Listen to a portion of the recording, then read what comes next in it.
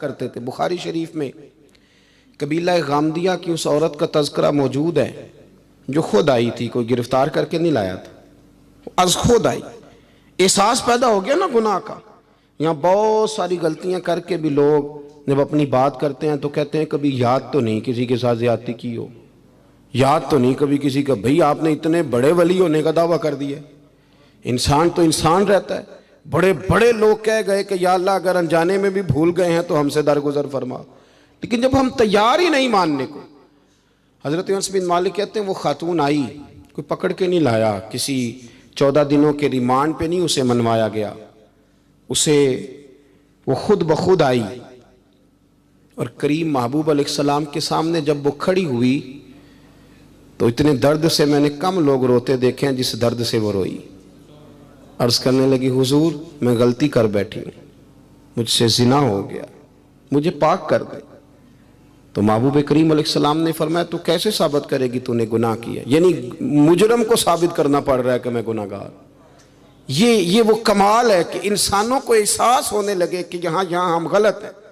جب اعتراف جرم ہوتا ہے، جب بیماری کی تشخیص ہوتی ہے تو پھر اس کا علاج بھی ہو جاتا ہے۔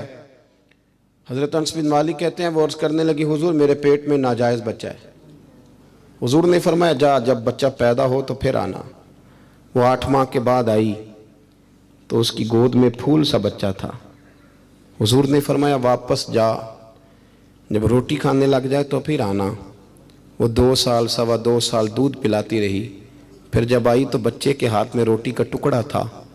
کریم محبوب صلی اللہ تعالی علیہ وسلم سے آ کے جب اس نے بات کی تو وہ درد سے روئی، کہنے لگی یا رسول اللہ 3 سال ہونے کو ہیں، میں نے گناہ کیا ہے، میں ساری رات سو نہیں پاتی۔ حضور تڑپتی، اگر اس حال میں مر گئی تو اپنے رب کو کیا منہ دکھاؤں، مجھے پاک کر دے، میرے حال پہ رحم فرمائے۔ محبوب کریم صلی اللہ علیہ وسلم نے بچہ ایک صحابی کو دیا، فرمایا بچوں کی طرح پالنا، اور کہا اسے لے جاؤ، پتھر مار مار کے اسے سنسار کر دو۔ صحابہ کہتے ہیں اسے پتھر لگ رہے تھے اور حضور بے چینی کے ساتھ ٹہل رہے تھے۔ آ کے خبر دی حضور وہ تو وصال کر گئی، انتقال ہو گیا۔ فرمایا یہاں تک تو بات اس کی تھی۔ حضرت انس بن مالک کہتے ہیں اب محبوب کریم نے صحابیات سے فرمایا اسے غسل دو، کفن پہناؤ، جنازہ تیار ہو جائے تو مجھے خبر کرنا۔ حضرت انس بن مالک کہتے ہیں غسل ہوا، کفن ہوا، جنازہ تیار ہوا تو حیران ہم تب ہوئے جب میرے محبوب نے فرمایا صفیں بناؤ میں خود جنازہ پڑھاؤں گا، میں خود جنازہ پڑھاؤں گا۔ اور سرکار نے جنازہ پڑھایا تو ایک شخص کی زبان سے نکلا حضور اس ملعون کا معاذ اللہ جنازہ جس نے ناجائز بچہ جنا، اس کے لیے آپ دعا کر رہے ہیں جنازہ پڑھا۔ حضور فرمانے لگے خاموش ہو جاؤ، تم نے گناہ دیکھا ہے اس کا احساس نہیں دیکھا، تم نے غلطی دیکھی ہے لیکن اس کی توبہ کا انداز نہیں دیکھا۔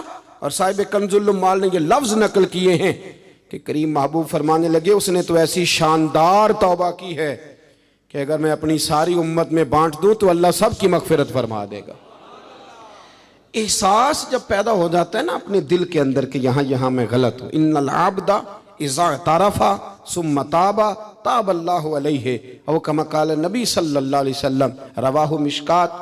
حضور نے فرمایا جب کوئی بندہ کہتا ہے نا اللہ میں بھول گیا تھا اور پھر وہ توبہ کرتا ہے تو رب اس کی توبہ کو فوراً ہی قبول فرما لیتا ہے۔ پہلی بات یہ کہ عقائد کو مضبوط رکھیں، مضبوط عقائد۔ اور یہ جو آج کل ایک اور ماحول چل رہا ہے، کوئی تھوڑا ادھر کوئی تھوڑا ادھر، عقائد وہی درست ہیں جن کی تشریح شیخ عبدالحق محدث دہلوی نے فرمائی، عقائد وہی درست ہیں جن کی بابت حضرت مجدد الفسانی لکھ گئے، اور ان سب کو اگر کھلا کر کے بیان کیا تو امام احمد رضا فاضل بریلوی نے بیان کیا۔ انہی بزرگوں کی باتوں کو کھول کر ہمارے سامنے رکھا۔ مضبوط عقائد کی زندگی گزاریں۔ اور دوسری بات اگر کبھی کوئی غلطی ہو جائے پھر اس کا احساس پیدا کریں، پھر اس سے توبہ کریں۔ تیسری بات جو فلاح انسانیت کے لیے بڑی ضروری ہے وہ یہ ہے کہ تھوڑا احساس پیدا کریں دوسروں کا۔ میری زندگی میری ذات سے شروع ہوتی ہے، میری ذات سے، میرے سے ہنس کے بولو، میری بات مانو، میرے پیچھے چلو، میرے آرام میں خلل نہ آئے، میری طبیعت کے مطابق۔ بھئی آپ کی طبیعت کے مطابق چلیں تو پھر تو آپ بہت بڑے خود غرض ہوئے کہ آپ نے صرف اپنے لیے سوچا۔ محبوب کریم کا کمال یہ تھا کہ حضور نہ دوسروں کا بڑا احساس فرماتے تھے۔ آپ بخاری مسلم کی وہ حدیث پڑھیں تو حیران ہو جائیں کہ سرکار فرماتے ہیں میں جب نماز کی نیت باندھتا ہوں تو میرا دل کرتا ہے میں لمبی نماز پڑھاؤں. جب میرا کسی کام کرنے کو دل کرے تو پھر میں ساری دنیا کو چلنی پڑے تو میں کر جاتا ہوں. لیکن حضور فرمانے لگے کہ میرا دل کرتا ہے میں لمبی نماز پڑھاؤں، لیکن پھر میرا خیال آتا ہے کہ پیچھے بوڑھے بھی ہیں، بیمار بھی ہیں، بچے بھی ہیں. یا رسول اللہ، نماز اللہ کی اور خیال بندوں کا. فرمایا میں بوڑھوں، بیماروں اور بچوں کا خیال کرتے ہوئے اللہ کی نماز کو مختصر کر دیتا ہوں. احساس جب طبیعت ہمارے ہاں نا تیزی کے ساتھ احساس ختم ہوا ہے، تیزی کے ساتھ ہم نے اتنی نفی شروع کی. ہمارے تو اہل تصوف میں اللہ ماشاءاللہ اب تربیت کا طریقہ یہ ہے کہ صرف میں ہوں، میرے سوا کوئی بھی نہیں. حالانکہ طریقت تو اس کا نام تھا کہ میں نہیں باقی سارے ہی ہیں. وہ تو دوسرے کا اثبات کر کے اپنی نفی کرتے تھے، اور یہاں بار بار اپنا اثبات. احساس جب پیدا ہوتا ہے، احساس، پھر اس کے اندر توانائی آتی ہے. پھر انسان اپنے لیے نہیں دوسروں کے لیے جینے میں بھی خوشی محسوس کرتا ہے. پھر وہ محسوس کرتا ہے کہ میں کوئی ایسا درخت نہیں کہ جس کی نہ شاخیں ہوں نہ پتے ہوں. پھر وہ کہتا ہے میں درخت ہوں پر شجرے سایہ دار ہوں. کوئی آئے گا تو پھل بھی کھائے گا، کوئی آئے گا تو چھاؤں میں بھی بیٹھے گا، کوئی آئے گا تو اسے خیر بھی نصیب ہوگی. طبقات ابن سعد میں ایک بڑی خوبصورت روایت ہے.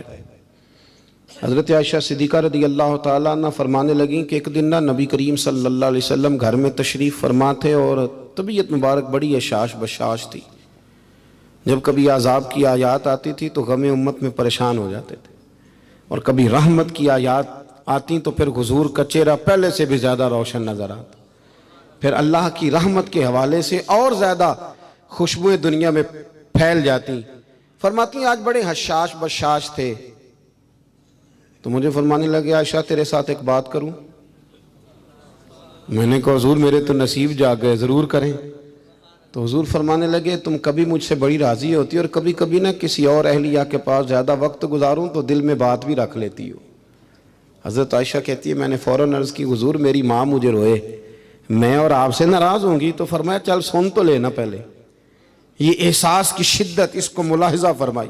میں سن تو صحیح. یا رسول اللہ صلی اللہ علیہ وسلم حکم فرمائے. تو محبوب کریم صلی اللہ علیہ وسلم فرمانے لگے عائشہ تم کبھی کبھی قسم اٹھاتی ہو، اور جب تمہارے دل میں میرے بارے میں کوئی بات ہونا تو پتہ کس طرح قسم اٹھاتی ہو. تم کہتی ہو مجھے حضرت ابراہیم علیہ السلام کے رب کی قسم ہو، اور جب مجھ سے راضی ہوتی ہو تو پھر کہتی ہو مجھے محمد عربی کے رب کی قسم ہو صلی اللہ علیہ وسلم. حضرت عائشہ صدیقہ کہتی ہیں سرکار نے بات کی تو میں آنکھوں سے رو رہی تھی اور لبوں سے ہنس رہی تھی، اور میں عرض کر رہی تھی یا رسول اللہ آپ اتنا زیادہ خیال فرماتے ہیں. جملوں کا خیال، احساس کہ کوئی کیا سوچتا ہے کیا کہتا ہے. ہمارے اندر تیزی سے وہ چیز، گھروں کے اندر پوری جنگ لگ جاتی ہے. اماں جی کی اور بیگم صاحبہ کی پوری جنگ، اور دونوں نے جیتنا ہے. اس کے اندر اب پتہ نہیں بیچارہ ہارے گا کون، ان دونوں کو جیتنا ہے. مساجد میں جنگ لگ جاتی ہے. میں تھوڑے دن پہلے میں نے دوستوں سے کہا تھا، میں نے کہا یہ جو مسجد کا صدر بناتے ہو نا اس کا نام صدر نہ رکھو، کوئی اور رکھ لو.